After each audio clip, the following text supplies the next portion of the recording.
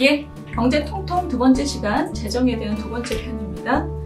그러면 도대체 이 나라 빚은 어떻게 관리하는 게 맞느냐, 이런 질문이셨어요.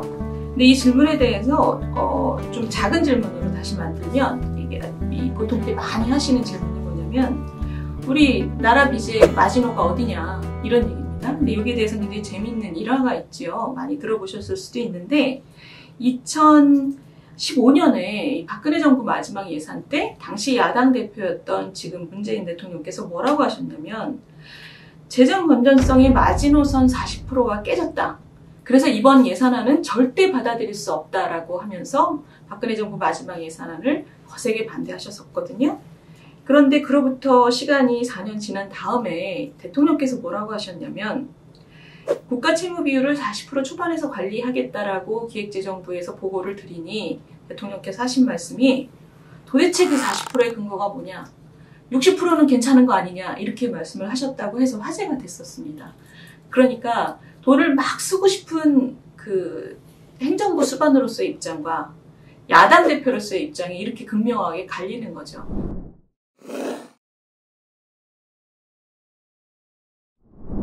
제가 요거를 설명을 좀 다른 방식으로 드려볼게요. 60%라는 수준은 그냥 나온 숫자는 아니고 EU에서 지금 사용하고 있는 숫자입니다. 90년대 초반에 EU가 만들어질 때 회원국들에게 의무 조건으로 부과를 한 거죠. 국가 채무 비율은 60%를 넘으면 안 된다. 그러면 60%가 절대적인 기준이냐? 그렇지 않습니다. 왜 60%로 그 당시에 설정했냐면 60%가 그 당시 회원국들의 평균 수준이었기 때문입니다. 그러면 이것의 논리가 무엇일 것 같으세요? 60%라는 얘기는 당시의 평균 수준에서 앞으로 더 늘면 안 된다는 얘기입니다. 무슨 얘기냐면, 이제까지의 빚은 뭐 과거의 일이니 어쩔 수 없다고 치더라도 앞으로는 결심을 하자, 빚을 늘리지 말자라는 얘기입니다. 그 얘기는 뭐냐면, 우리나라에 만약에 대응을 한다고 하면 우리나라의 40%는 무슨 뜻이냐, 대충 봤을 때 우리 현재 40% 좀 안짝이니 이제까지 쌓은 거는 뭐 크게 돈이 들어오면 갚을 수 있겠지만 많이 갚는 것은 어렵다. 그러니 적어도 빚을 늘리지는 말자. 앞으로 우리 뒤에 올 세대는 더 힘들지 않냐. 그러니 더 빚지지는 말자라는 철학이 40% 국가 채무 비율에 녹아 있었던 것입니다. 그런데 지금 이 정부가 들어서서 갑자기 60%를 얘기했어요. 이 얘기는 무슨 아무런 근거가 없는 얘기라고 볼 수밖에 없습니다.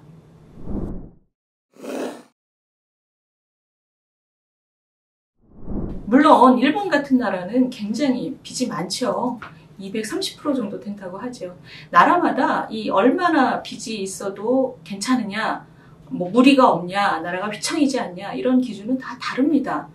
예를 들면 일본 같은 경우 기축통화이고, 그리고 두 번째, 일본 같은 경우에 그렇게 빚이 많은 게 바람직하지도 않습니다. 왜냐하면 지금 일본의 1년 예산을 보면 그중에 한 4분의 1 정도가 이자 갚는 데 쓰고 있습니다. 그 얘기는 뭐냐면, 그 이자를 갚는 비용이 아니면 세금을 훨씬 더 적게 걷어도 된다는 얘기지 않습니까? 그러니까 별로 바람직한 얘기는 아니죠.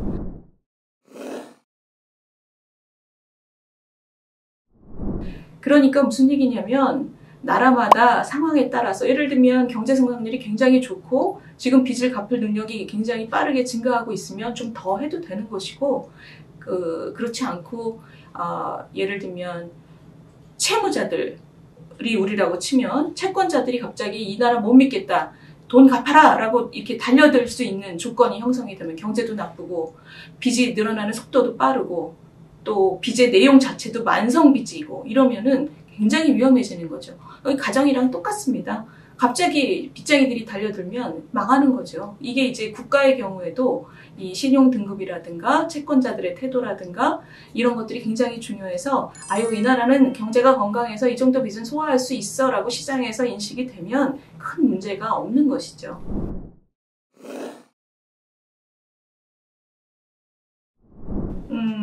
우리나라 같은 경우는 지금 상태에서 큰 무리가 있다고 생각하는 사람은 없습니다. 근데 문제는 뭐냐면, 앞으로 고령화가 닥치고 있기 때문에, 세계에서 가장 빠른 고령화가 닥치고 있기 때문에 그것까지 생각하면 걱정이 많다입니다. 지금 그림을 보시면 이 생산 가능 인구 5명이 노인 1명을 먹여 살리는 구조지 않습니까? 근데 이게 30년이면 한 세대 뒤죠. 30년이면 사실 제가 이제 80 노인이 되는 그때까지 살아있을 가능성이 굉장히 높고 그때 생산 가능 인구 거의 한 사람이 1.25명이 노인 한 명을 먹여 살리는 구조입니다. 그러니 그 사람들이 얼마나 부담을 많이 해야 되겠습니까? 이것을 빚으로 하면, 주로 빚으로 하면 어떤 방식이 되냐면 지금 2050년에 국가 채무 비율이 130%, 2070년, 50년 후에는 185%가 됩니다. 이 얘기는 아까 그 보여드린 그림을 보시면 비기축 통화를 가진 국가, 국제 결제 수단이 아닌 그 통화를 가진 나라 중에서는 어마어마하게 높은 숫자들입니다. 그러니 우리나라의 그 재정이 지금 우리 아무 걱정 없어 이렇게 얘기할 수 있는 상황은 절대 아니라는 뜻입니다.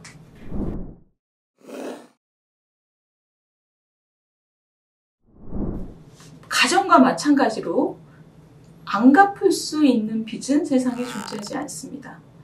어떤 가정이 빚을 져도 언젠가 갚아야 되듯이 나라도 마찬가지입니다. 그런데 그 빚이 좀 안정적이면 뭐 계속 갖고 갈 수는 있지만 그게 조금이라도 삐끗하면 당연히 엄청 갚아야 되는 상황이 오는 것이고 그런 위기가 아니더라도 세금을 많이 걷어서 이자도 갚고 그 빚을 계속 감당을 해야 되는 것이죠. 그러니 지금 빚은 결국은 우리 세대는 어찌어찌 피해가고 큰 충격을 안 받는다고 해도 그대로 지금 청년들에게 그 어깨에 짊어지게 되는 거죠. 근데 문제는 뭐냐면 아까 말씀드렸듯이 고령화가 워낙 빠르니 이것을 다음 세대하고 우리 세대하고의 차이를 보시면 이렇게 빠른 고령화 때문에 다음 세대는 생산 가능 인구 한 명이 한 명의 노인을 먹여 살려야 되니 우리 세대보다 훨씬 더 어깨가 무거울 텐데 지금 우리 세대가 상대적으로 조건이 좋은 우리 세대가 우리 비용을 스스로 조달하지 않고 다음 세대로 빚을 넘긴다는 것은 다시 말하면 국가 채무 비율을 늘린다는 것은 말도 안 되는 일이죠.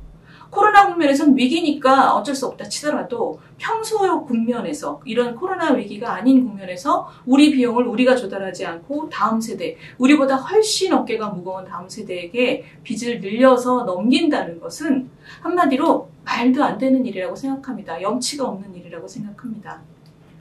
그래서 결국 저는 이 재정 지출 또는 재정 관리, 재정 적자 또는 국가 채무 이런 문제는 우리 세대가 다음 세대와의 관계를 어떻게 설정하고 있느냐의 문제라고 생각을 합니다. 이 염치의 문제죠, 한마디로. 다음 세대, 다시 말하면 미래 세대가 우리가 지금 누리는 것만큼의 자유도를 가지고 우리가 누리는 것만큼의 혜택을 받을 수 있도록 우리 스스로를 절제하고 조심하고 신중한 것. 이게 바로 지속 가능성 아니겠습니까? 근데 지금 현재 우리 세대는 본인들이 진보라고 주장하는 사람들이 오히려 이 재정에 대해서는 지속 가능성을 얘기를 안 합니다. 환경의 지속 가능성만 지속 가능성이고 재정의 지속 가능성을 얘기 안 하는 것은 제가 볼 때는 반쪽짜리 진보예요. 진보라는 것 자체가 지속 가능성의 이슈를 중요시한다면 당연히 이 재정 부담에 대해서도 미래 청년 세대, 미래 세대의 부담을 우리보다 더 높게 매기도록 계획을 세워서는 안 된다고 생각을 합니다. 아주 충격적인 얘기가 또 작년에 있었죠. 작년 국정감사에서 한국은행 총재께서 현재는 위기 때문에 어쩔 수 없지만 우리 재정은 앞으로 조심해야 된다. 준칙도 만들어야 된다. 왜냐하면 고령화 때문에 굉장히 어렵다. 그렇기 때문에 평소에는 건전하게 관리해야 된다. 이런 취지로 말씀을 하셨더니 여당 국회의원이 너나 잘하세요. 이렇게 말씀을 하셔서 그 자리에 있는 저도 굉장히 놀랬고 여러 사람들이 황당해했는데 사실 이것은 웃고 넘기거나 화를 낼 문제가 아니고 지금 정권을 가지신 분들의 마음 자세입니다. 이것은 우리 세대 편하자고 다음 세대의 어깨를 짐을 왕창 지워도 괜찮다. 우리 세대하고 다음 세대 사이의 공정함은 신경 안 써도 된다. 이러니까 이게 야반도주 마인드셋인 거죠. 그런데 이제 한술 더 뜨는 분이 지금 최근에 출연하셨기 때문에 이제 많은 분들이 걱정을 하는 것이죠. 이 기자분들이 저에게 이 주제를 다뤄달라고 부탁을 한 것도 안 그래도 걱정이었는데 우리 경기도지사님 같은 분들이 너무 배포가 크게 전 국민에게 다 돌려도 된다. 재난지원금이라는 말이 재난의 지원이 아니고 그냥 전 국민이 힘드니 마음이 힘드니 다 돌리자. 그래도 우리 재정은 아무 문제 없다. 이렇게 너무 배포가 크게 말씀하시니까 듣기는 좋은데 불안한 이런 상황들이 지금 계속되고 있는 것입니다.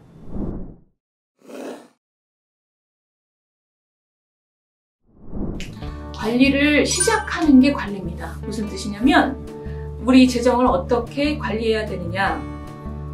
한마디로 얘기하자면 많이 써도 된다. 그러나 되도록이면은 그것을 세입을 통해서 재원을 조달하면서 쓰고 또 불가피할 경우에 빚을 져야 되지만 그 빚도 체계적으로 지자. 계획을 갖자입니다. 근데 우리나라는 현재 어지간한 나라들 모두 갖고 있는 재정 준칙도 없습니다. 재정 준칙이라는 게 체계적으로 계획을 가지고 쓰고 계획을 가지고 빚을 지자 이런 거거든요. 우리나라는 아직 그거 자체가 없는 나라이기 때문에 사실 그런 계획을 만들어서 체계적으로 재정을 관리하자라고 마음을 먹고 법을 만드는 것 자체가 그 시작입니다. 최소한이라고 할 수 있는 것이죠.